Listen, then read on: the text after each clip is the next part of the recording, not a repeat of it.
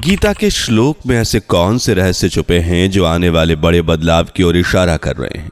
आखिर क्या वजह है जो साल 2025 में होने वाली घटनाओं को गीता के श्लोक से जोड़ा जा रहा है? क्या सच में भगवत गीता में प्राकृतिक आपदाओं से लेकर आने वाले भविष्य के संकेत छुपे हुए हैं? जानने के लिए वीडियो के अंत तक हमारे साथ बने रहना होगा और यदि आप सच्चे सनातनी हैं तो चैनल को सब्सक्राइब करके वीडियो को लाइक कर दें। दोस्तों, भगवत गीता में भविष्य के राज छुपे हुए हैं। इस बात में कितनी सच्चाई है वह तो आपको गीता पढ़ने के बाद ही पता चलेगा। लेकिन कहते हैं कि श्री कृष्ण ने साल 2025 में होने वाली घटनाओं का वर्णन हजारों साल पहले गीता के श्लोकों में कर दिया था। ऐसा भी कहा जाता है कि साल 2025 को लेकर भी गीता में काफी कुछ बयां किया गया है। सो वीडियो में आगे बढ़ने से पहले चलिए बात करते हैं भगवत गीता की।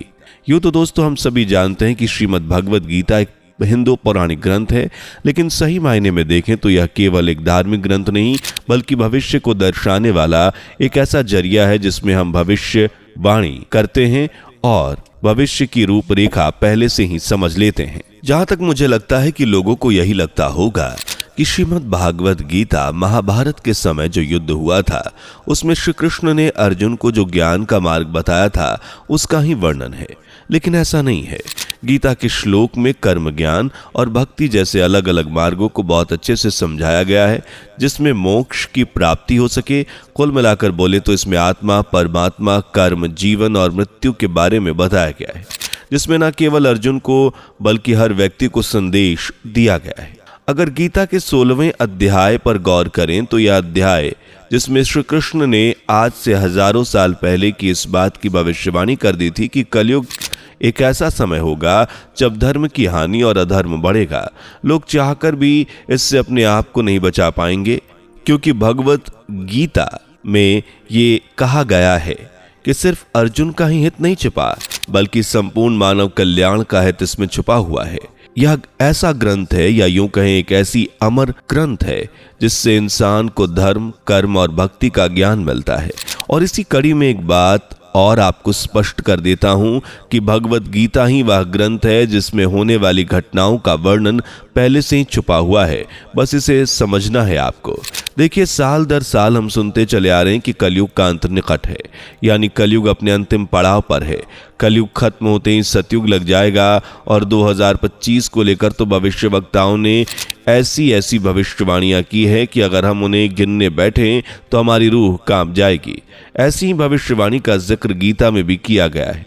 लेकिन अब सवाल ये उठता है कि गीता जैसे बहुमूल्य ग्रंथ में जब इस बात के बारे में जिक्र हो चुका है कि प्रकृति आपदाओं से लेकर आने वाले भविष्य का आईना कैसा होगा, तो क्या हम उसके हिसाब से अपने आप को ढाल पा रहे हैं? इसलिए आज हम भगवत गीता के उन रहस्यों को आपके सामने लेकर आएंगे जिन रहस्यों में बहुत सारी चीजें ऐसी छुपी हुई हैं जो भविष्य का पता देती हैं। और इसमें यह बताया गया है कि आने वाले समय और 2025 में क्या होने वाला है, इसके बारे में हम बात करेंगे। वैसे श्री कृष्ण पहले ही इन बातों का वर्णन कर चुके हैं जिसमें उन्होंने गीता के श्लोकों द्वारा समय के चक्र और युगों में परिवर्तन को अच्छे से समझाया है।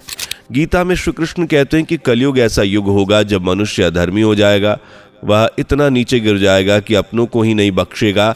कुल मिलाकर बोले तो कलयुग में धर्म, सत्य, पवित्रता, सहनशीलता सभी एक तरीके से खत्म हो जाएगी। इन बातों पर अगर गहराई से सोचे तो ये सभी बातें जो गीता में लिखी गई थीं वह सभी आज हमें प्रत्यक्ष देखने को मिल रही हैं। आज लोग धर्म केवल फॉर्मेलिटी के लिए निभा रहे हैं।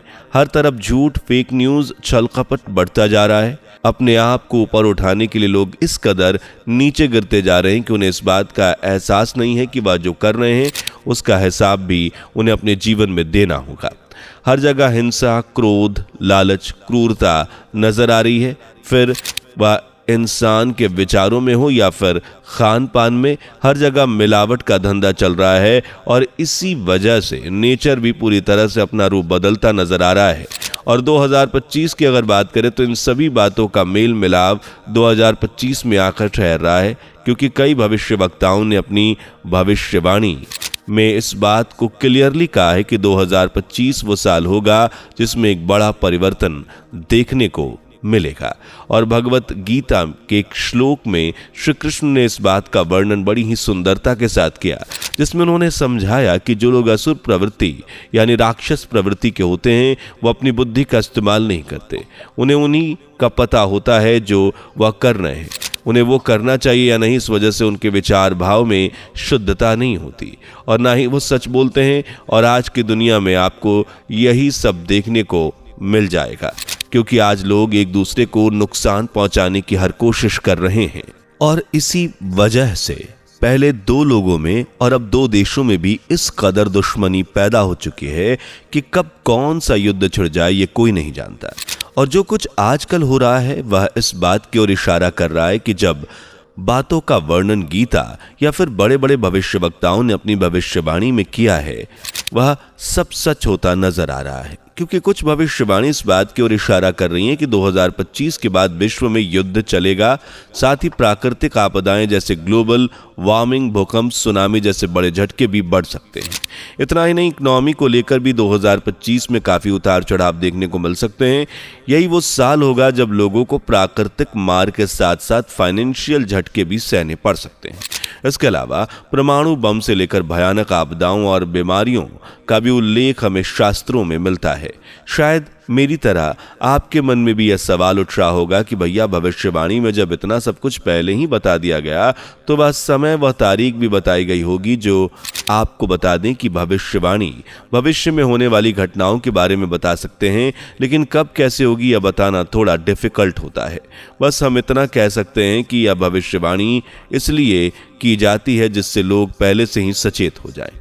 दोस्तों, या तो कलयुग में होने वाली वो बातें हैं जिसके बारे में श्री कृष्ण भगवत गीता में बता चुके हैं।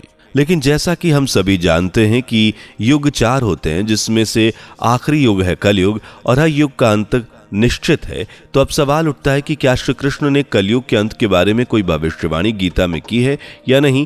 तो इसके लिए हम आपको बता दें कि गीता में श्री कृष्ण ने इस बात का उल्लेख बहुत ही सुंदर तरीके से किया है।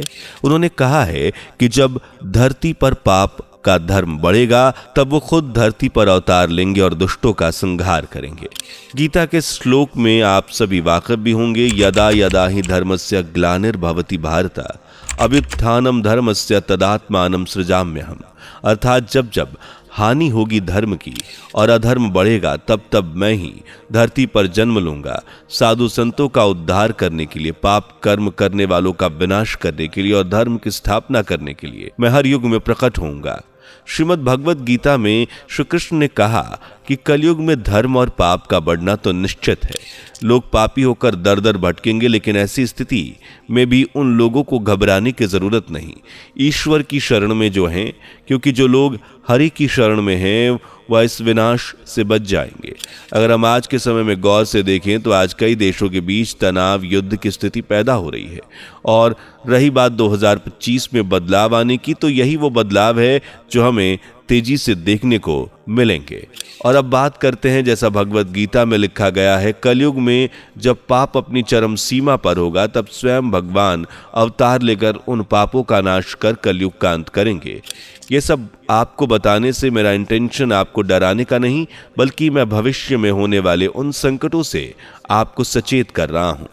भागवत पुराण में लिखा है कि भगवान कल्कि का जन्म कलयुग के अंत और सतयुग की शुरुआत में होगा, जिसे हिंदू धर्म में संधि काल कहा गया है।